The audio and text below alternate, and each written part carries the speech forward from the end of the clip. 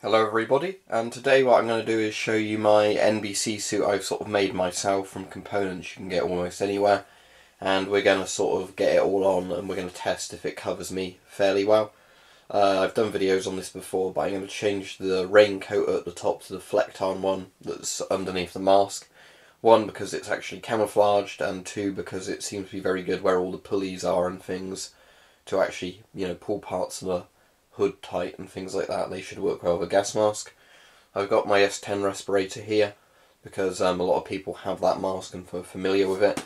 And another good feature on the S10 is it has this ridge along the top and the sides, which should make the hood easier to sit on it.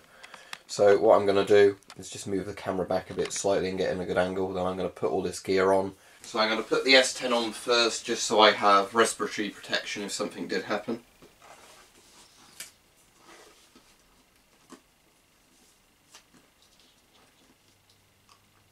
Right, airtight seal on the mask.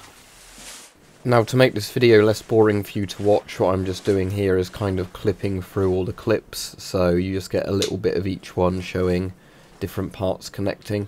Obviously, as with a normal NBC suit, you still need a lot of practice to get this down and be able to do it quickly. However, I do find it's a bit easier to put on than a normal NBC suit, and it's certainly a lot more comfortable. I'm sure somewhere there's actually a very good raincoat that would work incredibly well with this, so it'd be far easier to do all that up and make a good seal around the hood. But as this stands, I think this is probably a good enough design for most people. Due to the risks associated with certain types of chemical warfare, you're either going to survive it just fine or you're going to totally die, so I think a design like this is actually good enough for what you're likely to encounter and have a chance at surviving. Because, as I've said in other videos, I don't think prepping with a CBRN suit is actually very practical for most people, just because of the sheer amount of training and advanced warning you'd need to get the suit on properly and have it all deployed in time to save your life.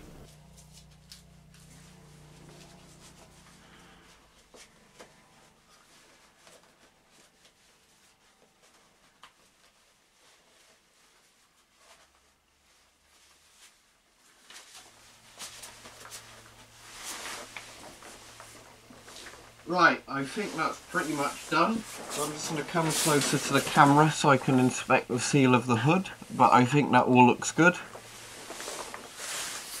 Yeah, at least on camera I can't see any gaps in this. These are done up at the wrists as they should be. I've got the full wader on, all seems comfortable.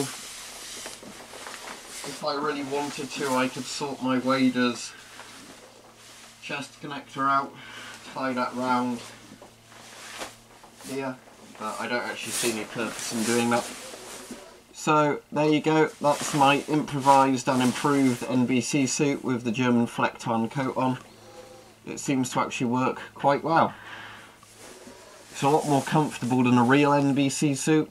Obviously you can set this up with just waterproofs and things like that at home, which is why I like this design, without actually buying a real NBC suit, although I do have several NBC suits and they're very uncomfortable and nasty to wear. But yeah, all seems good.